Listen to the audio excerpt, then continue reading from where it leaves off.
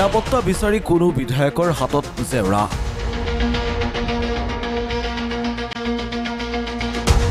কোনোৱে পিন্ধিছে ক'লা বস্ত্ৰ। বিধানসভাৰ চৌহদত হৈছে কি? প্ৰথমতে দৃশ্যবোৰ চাওক। ইউডিএফৰ বিধায়কসকলক দেখা গ'ল অনন্য ৰূপত। হাতত জেওৰা লৈ সদল বলে বিধানসভাত প্ৰৱেশৰ যোজা।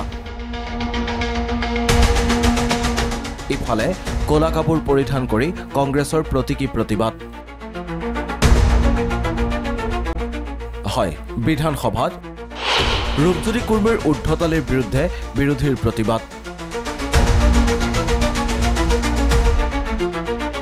বিধায়ক ৰূপজ্যোতিয়ে কিদৰে বিধানসভাৰ মজিয়াত বিৰোধী বিধায়কলৈ চোচা লৈছিল সেই কথাই ৰাজনৈতিকভাৱে চৰ্চা চলি থকাৰ সময়তে নিজৰ নিৰাপত্তা বিচাৰি বিৰোধী বিধায়কৰ অভিনৱ প্ৰতিবাদ।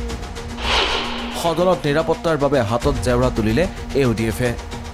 এইটো হ'ল এনেকুৱা চিতবি মেৰি পটবি মেৰি। চিতবি মেৰি পটবি মেৰি ইয়াৰ অৰ্থ হ'ল যে বিজেপিৰ বিধায়কসকলে অপজিশ্যনক খেদি আহে মাৰিবলৈ, গুণ কৰে। এই গুণ্ডা বিধায়কজনৰ পক্ষ ডেপুটি স্পীকাৰে লয়। এইটো হ'ল বিজেপিৰ বিধায়কসকলৰ গুণ।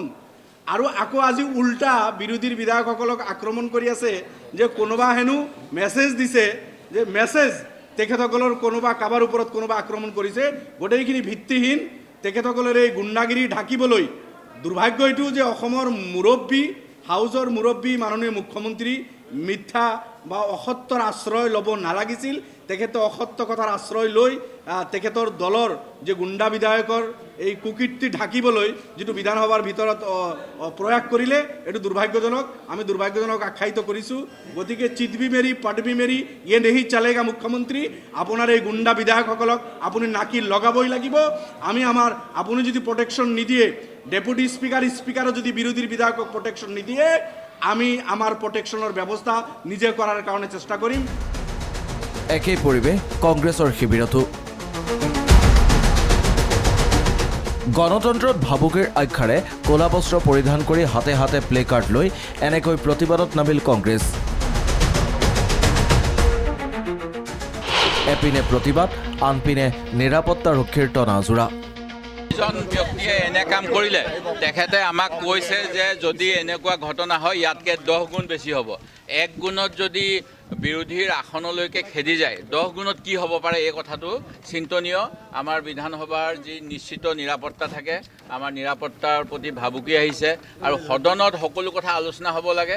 এনেকৈ কিন্তু গাৰ জোৰেৰে কাৰো বাকৰুদ্ধ কৰাৰ ব্যৱস্থাটো নাই। এইটো নজিবহীন ঘটনা। সেই গতিকে আমি আজি প্ৰতিবাদ কৰিছোঁ। আমাৰ বিধানসভাৰ যি গৰিমা, আজি গৰিমা যথেষ্ট নষ্ট হৈছে আৰু সেইটো জনসাধাৰণে মানুহে এইটো আমাক লক্ষ্য কৰে।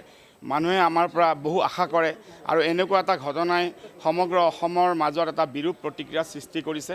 তাৰ প্ৰতিবাদত ভাৰতীয় জাতীয় কংগ্ৰেছৰ আমাৰ বিৰোধী দলপতিৰ নেতৃত্বত আমি সকলোৱে আজি প্ৰতিবাদ কৰিছোঁ। আমাৰ প্ৰতিবাদ ভালেকেইটা ষ্টেজত আছে। এতিয়া first stage, second, third stage, গোটেই বাকীবিলাক আপোনালোকে গম পাব। গণতন্ত্ৰৰ প্ৰতি এটা ভাবুকি আনিছে বিধায়ক ৰূপজ্যোতি কুৰ্মী ডাঙৰীয়াই। আমি সকলো বিধায়ক গণতান্ত্ৰিকভাৱে জনসাধাৰণে আমাক নিৰ্বাচিত কৰি পঠিয়াইছে আইন সভালৈ। আজি আইন সভাক তেওঁ অপমান কৰিছে, বিধানসভাৰ গৰিমাক তেওঁ নস্যাৎ কৰিছে। গতিকে তেওঁৰ ওপৰত সাংবিধান প্ৰদত্তভাৱে বিহিত ব্যৱস্থা হ'ব লাগে। তাৰ মাজতে মুখ্যমন্ত্ৰীৰ কটাক্ষ কংগ্ৰেছক।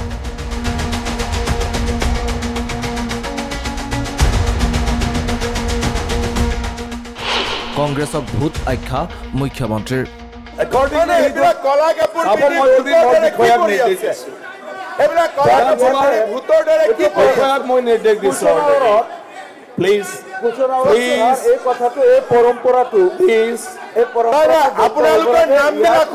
প্ৰথম আৰম্ভণিৰ পৰা এই বিষয়টো লৈ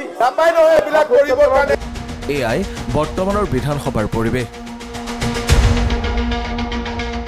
মূল্যবোধটো নাই সাধাৰণ সৌজন্যতাবোধ। বিধানসভা নহয় যেন যুদ্ধক্ষেত্ৰহে। News desk.